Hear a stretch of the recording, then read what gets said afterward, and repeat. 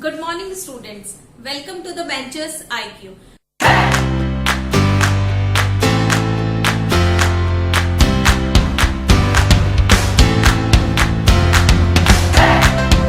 पहले के सेशन में हमने देखा था इनइक्वालिटी में क्या सिंबल्स होते हैं, उनकी क्या प्रायोरिटीज होती है, क्या मतलब होता है उन सिंबल्स का और उन सिंबल्स को कैसे किस रेफरेंस के थ्रू नाम दिया जाता है। अगर कोई भी स्टूडेंट इस वीडियो को फर्स्ट बार देख रहा है तो आप पहले के बेसिक्स के लिए उन वीडियो को रेफर कर सकते हैं। तो फर्स्ट वीडियो हमारा बेसिक कंसेप्ट पे था। अब नेक्स्ट है अरेंजमेंट मेथड पे। अरेंजमेंट मेथड स्टूडेंट बहुत ही इंपॉर्टेंट मेथड है और इनइक्वालिटी के सारे क्वेश्चंस अरेंजमेंट मेथड से इजीली सॉल्व किए जा सकते हैं। अब अरेंजमेंट मेथड से हम क्या समझते हैं, कोई भी नंबर ऑफ सीक्वेंस दे रखी है, उसे हमें कलेक्टिवली एक सीक्वेंस बनानी है और उस सिंगल सीक्वेंस से हम सारे कंक्लूजन को चेक करेंगे whether the conclusions are true और फॉल्स। अब कंक्लूजन हमें कितने नंबर में है वो हमें बिल्कुल भी टेंशन करने की जरूरत नहीं है। कंक्लूजन 1 हो सकता है, 2 हो सकते हैं, 5 हो सकते हैं, 10 हो सकते हैं, उससे कोई मतलब नहीं होता। सीक्वेंस के भी हम देखें तो अब सीक्वेंस के पार्ट्स कितने भी हो सकते हैं, हम सिंगल सीक्वेंस बनाएंगे और उन सिंगल सीक्वेंस से क्वेश्चंस को बहुत इजीली सॉल्व करेंगे। तो हमारा अब ये जो हम क्वेश्चंस ले रहे हैं ये सारे प्रीवियस ईयर्स के क्वेश्चन हैं। कुछ आईबीपीएस क्लर्क में आए हुए हैं, क्लर्क मेंस में आए हुए हैं, कुछ पीओ मेंस में और कुछ प्रीलिम्स में आए हुए हैं। तो फर्स्ट हमारा क्वेश्चन है, तो हम देख रहे हैं अब इसमें सीक्वेंस कैसे बनाएंगे स्टूडेंट्स, उस चीज को ध्यान से देखिएगा कि P is greater than equal to Q। तो अब हम सीक्वेंस में कोई भी एक पार्ट ले सकते हैं, जरूरी नहीं है फर्स्ट ले, पर फर्स्ट लेना इसलिए इजी होता है क्योंकि हम बाकी के सीक्वेंस में अगर हम कुछ लेते हैं तो अब इसमें तो 3 है सीक्वेंस तो कोई दिक्कत वाली बात नहीं है, पर जहां सीक्वेंस ज्यादा होती है तो फिर कुछ सीक्वेंस छूट जाती है, तो इसलिए कन्वीनियंसी के लिए हम फर्स्ट सीक्वेंस लेते हैं। तो अब यहाँ पे मैंने जैसे लिया P is greater than equal to Q। अब Q या P से कोई सीक्वेंस आगे जुड़ रही है तो मैंने देखा N is less than Q। अब N और M का रिलेशन दे रखा है तो M is less than equal to N। अब हमारे पास स्टूडेंट एक सीक्वेंस आ गई है। अब जब सीक्वेंस आ जाती है तो बस सिंबल्स की प्रायोरिटी हमें पता होनी चाहिए और सिंपली हम इस सीक्वेंस को सॉल्व कर लेंगे। तो फर्स्ट है P is greater than M। तो P से M तक जाना है स्टूडेंट्स। तो हमने देखा कि इन दोनों सिंबल्स में क्या प्रायोरिटी है, तो इन दोनों सिंबल्स में हम प्रायोरिटी चेक करेंगे तो ग्रेटर देन की आ रही है।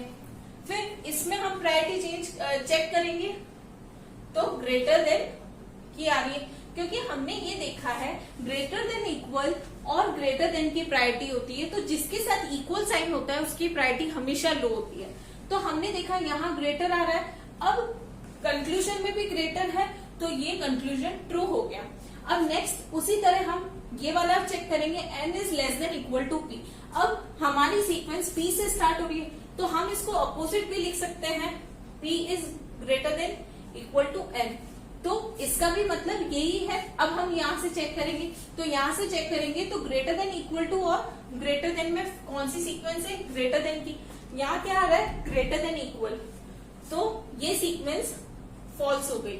अब आप ये कहेंगे कि ग्रेटर देन इक्वल ग्रेटर और इक्वल से बनता है, तो स्टूडेंट ये मैंने पहले सेशन में भी बताया था, सिंबल जो है यहाँ पे जो आ रहा है वो एग्जैक्ट सिंबल अगर यहाँ होगा तो ही कंक्लूजन ट्रू होगा, वरना कंक्लूजन जो होगा वो फॉल्स होगा। ठीक है, अब हम नेक्स्ट सीक्वेंस लेते हैं। अब जैसे इसमें मैंने फर्स्ट ली थी, अब इसमें मैं सेकेंड लेके बता देती हूँ। तो अब ये लेंगे x is greater than W। अब या तो x से देखेंगे या W से देखेंगे। तो x से देखा कुछ नहीं है, W से देखा W is greater than U। अब U is equal to V। ठीक है, अब हम देखेंगे सीक्वेंस बन गई, वापस कंक्लूजन की तरफ आएंगे। W is greater than V, तो W is greater than V है तो हम इक्वल की साइन की प्रायोरिटी सबसे लोएस्ट होती है, मैंने फर्स्ट क्लास में बताया था, तो यहाँ पे ग्रेटर आएगा। तो W is greater than V, true हो गया। अब U is less than X, तो U is less than X, तो ग्रेटर ग्रेटर, यहाँ पे भी ग्रेटर आएगा, तो x is greater than u, और we can say that u is greater than, u is less than x। तो अब यहाँ पे भी u is less than x है, तो ये भी ट्रू हो गया। अब स्टूडेंट्स इस सीक्वेंस को, दोनों सीक्वेंस को जब हमने बनाया तो हमने ये जाना कि जब भी सीक्वेंस हम उल्टी ले रहे हैं या सीधी ले रहे हैं, हमेशा सिंबल ध्यान रखना। सिंबल ध्यान कैसे रखना है कि अगर u is less then w दे रखा है तो यहाँ पे u is less then w ही होना चाहिए। ऐसा नहीं है कि सीक्वेंस उल्टी होते आपके सिंबल्स आप चेंज करना भूल जाओ। तो अब ये सिंबल्स का स्टूडेंट बहुत ही इंपॉर्टेंट रोल प्ले करते हैं। आपने एक भी सिंबल उल्टा किया तो सीक्वेंस गलत हो जाएगी और कंक्लूजन जो आप निकालेंगे वो सारे गलत आएंगे। अब हम नेक्स्ट क्वेश्चन लेते हैं। तो नेक्स्ट क्वेश्चन में हमने देखा तो हम कोई भी सीक्वेंस ले सकते हैं, पर जनरली अब जैसे सीक्वेंस बढ़ रही है तो हम फर्स्ट सीक्वेंस लेंगे तो वो ज्यादा अफोर्डेबल रहेगा। पर मैं आपको बता सकती हूँ कि अगर आप ये बड़ी वाली सीक्वेंस लेंगे तो भी हो जाएगा। मैं आपको सीक्वेंस हर कोई दूसरी लेके इसलिए बता रही हूँ ताकि आप बाउंड ना रहे कि आपको फर्स्ट सीक्वेंस ही लेनी है। फर्स्ट सीक्वेंस हम कन्वीनियंसी के लिए लेते हैं कि जब नंबर ऑफ सीक्वेंस ज्यादा होती है तो कोई सीक्वेंस बीच में से छूट ना जाए, उसके लिए लेते हैं। अब Q या S से देखेंगे तो Q से Q is less than P। अब P आ गया। अब P से हम देखेंगे तो P is greater than equal to N। फिर अब P, अब N जो है वो इज इक्वल टू T था, ठीक है। तो हम देखेंगे सारी सीक्वेंस हमारी उस अरेंजमेंट मेथड में आ चुकी है। अब हम देखेंगे P is greater than M, तो P से M तक जाना है। तो इसमें एक ही सिंबल है लेस देन का, तो यानी क्या आया, M is less than P। यहाँ भी क्या है, M is less than P और P is greater than M, ये दोनों सेम चीजें हैं, तो ये ट्रू हो गया। अब देखेंगे S से M तक जाना है। तो S से N तक जाने के लिए स्टूडेंट्स मैंने ये बताया था आपको कि जब भी अपोजिट साइन आते हैं किसी भी सीक्वेंस में तो उन साइंस के आगे पीछे के वेरिएबल, जैसे ये वाले वेरिएबल, इनका कोई भी रिलेशनशिप एस्टैब्लिश नहीं होगा। तो अब S का N से आता है, T का Q से आता है, M का N से आता है, M का T से आता है, कोई भी रिलेशनशिप एस्टैब्लिश नहीं होगा। तो S से N की तरफ कोई रिलेशनशिप एस्टैब्लिश नहीं होगा और T से Q की तरफ जाएंगे तो भी कोई रिलेशनशिप एस्टैब्लिश नहीं होगा, क्योंकि यहाँ पे जो साइन है वो एक दूसरे की तरफ ऐसे आ गए हैं या ऐसे। फर्स्ट सेशन में मैंने आपको बताया था कौन कौन से कॉन्फ्लिक्ट्स होते हैं, और अपोजिट साइन के कॉन्फ्लिक्ट आते हैं तो कोई भी रिलेशनशिप एस्टैब्लिश नहीं हो सकता। अब हम इस लास्ट क्वेश्चन देखते हैं। तो ये क्वेश्चन देखेंगे तो हमने फर्स्ट सीक्वेंस ली, ठीक है। तो S is greater than equal to T is greater than Y, ठीक है। अब हम S से देखेंगे या Y से देखेंगे, तो Y से देखा हमने Y is equal to Z। फिर Z से देखा Z is greater than W, W is greater than X, ठीक है। अब ये सीक्वेंस आ गई स्टूडेंट्स। अब हम एक बार फिर चेक कर लेंगे कि ये सारी सीक्वेंस आ गई क्या। तो ये सारी सीक्वेंस आ गई थी क्योंकि हमने सीक्वेंस से लिया था, तो हमें कोई कंफ्यूजन नहीं है कि कोई भी सीक्वेंस छूटी या नहीं। अब हम देखेंगे y is less than z, तो y लेस देन z है, तो y is equal to z है, तो फॉल्स। अब y is equal to z, तो यहाँ भी पता पड़ गया था। अब y is greater than equal to z, जब y is equal to z है तो उसका कोई पॉइंट ही नहीं है y और z का। अब z is greater then t, तो z से t जा रहे हैं, तो t is greater then z है, और यहाँ पे क्या है, t is less than z, तो ये फॉल्स हो जाएगा। तो यहाँ सारे कंक्लूजन जो है वो फॉल्स होंगे।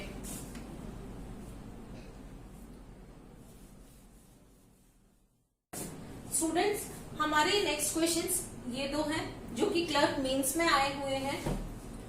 अब हम देखेंगे इन्हें अरेंजमेंट मेथड से, तो इनकी एक सीरीज बनाएंगे। तो फर्स्ट हमने ये सीरीज ली, तो इसमें लिखा k is greater then L is less then M।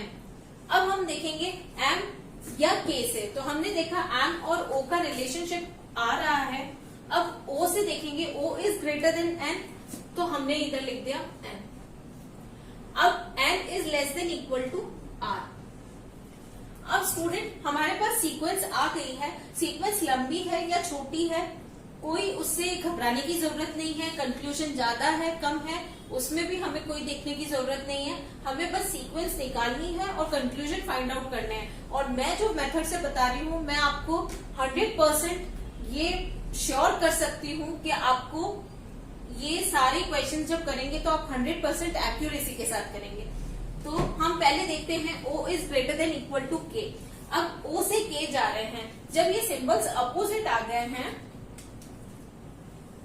ठीक है, तो O और K का या M और K का कोई भी रिलेशनशिप एस्टैब्लिश नहीं हो सकता।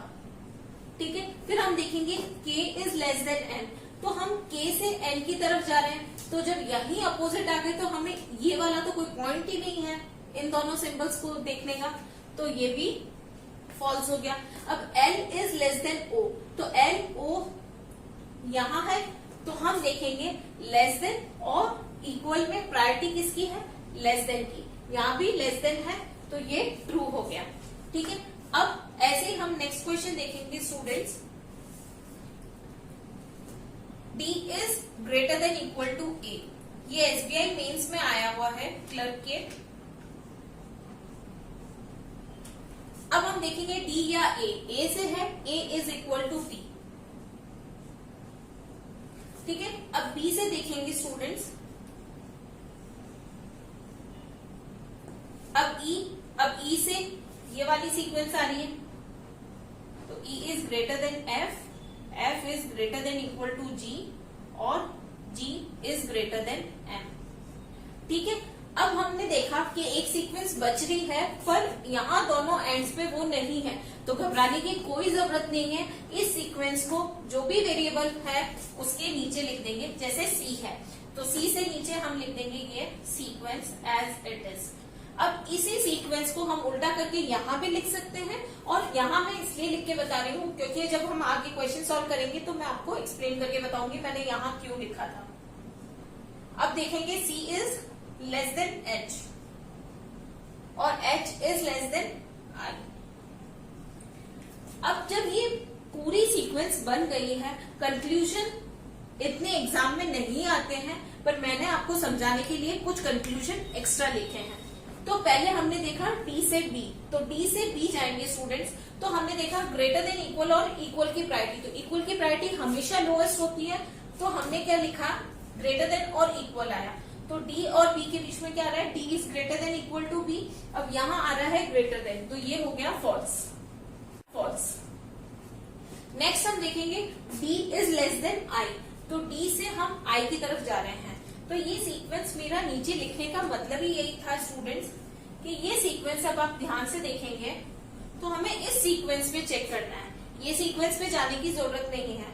तो D से हम I की तरफ जा रहे हैं, तो यहाँ सिंबल्स अपोजिट आ गए हैं, कॉन्फ्लिक्ट अकर हो गया, तो कोई भी सिंबल्स की प्रायोरिटी डिसाइड नहीं हो सकती, तो D और I का कोई भी रिलेशनशिप एस्टैब्लिश नहीं होगा, तो ये हो गया फॉल्स। अब C से G की तरफ जा रहे हैं, तो C से G की तरफ जा रहे हैं, ये दोनों सिंबल्स अपोजिट आ गए हैं, तो आगे हमें चेक करने की जरूरत नहीं है, कोई भी रिलेशनशिप एस्टैब्लिश नहीं हो सकता, तो हमने इसको भी फॉल्स कर दिया।